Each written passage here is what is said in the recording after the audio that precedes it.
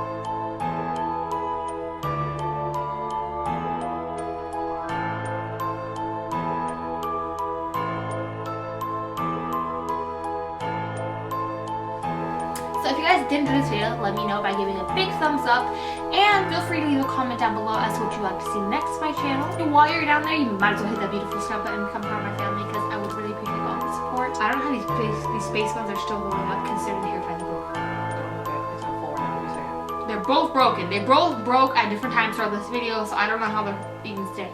I'll see you guys next time on my channel, and until then, if there's your memes, can you FaceTime just for a minute? Or no? I see your forehead, so I don't know if you follow.